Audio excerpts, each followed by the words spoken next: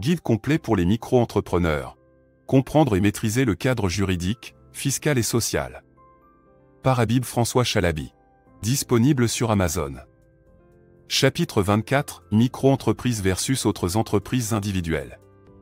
Dans ce chapitre, nous allons explorer les différences entre le régime de micro-entreprise, auto-entrepreneur, et les autres formes d'entreprises individuelles.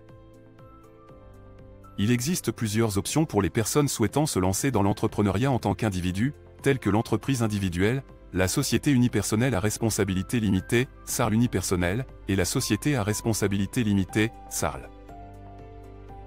Chacune de ces options a ses propres avantages et inconvénients, et il est important de les comprendre pour faire le choix le plus adapté à son activité.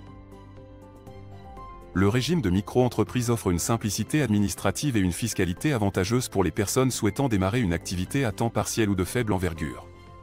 Cependant, ce régime ne convient pas toujours aux activités à forte croissance ou à fort impact sur la société. Les entreprises individuelles classiques offrent une flexibilité quant à la structure de l'entreprise, mais avec une fiscalité plus lourde et des obligations administratives plus complexes. La SARL unipersonnelle est une option intéressante pour les entrepreneurs souhaitant une protection de leur patrimoine personnel tout en conservant une structure simple.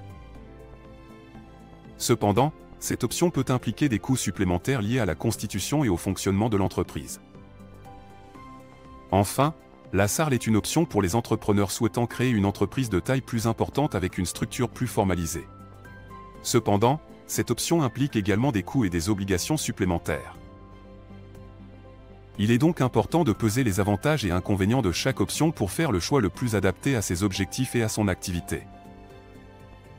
Pour cela, il peut être utile de consulter un expert comptable ou un avocat spécialisé pour évaluer les conséquences fiscales et administratives de chaque option. En résumé, le choix entre le régime de micro-entreprise et les autres formes d'entreprises individuelles dépendra des objectifs et des besoins de l'entrepreneur en termes de développement de son activité, de protection de son patrimoine personnel et de gestion de ses obligations administratives et fiscales.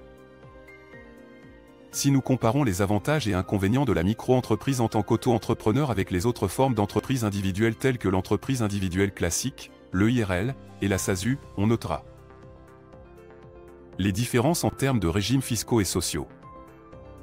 Les différences en termes de formalités administratives. Les différences en termes de responsabilité. Les différences en termes de protection de l'activité et du patrimoine personnel. Des exemples concrets, des citations d'experts et des comparaisons chiffrées pourront aider à détailler les différences entre les différentes formes d'entreprises individuelles. Des conseils pratiques pourront également être donnés pour aider à choisir la forme d'entreprise la plus adaptée aux besoins et aux objectifs de l'entrepreneur.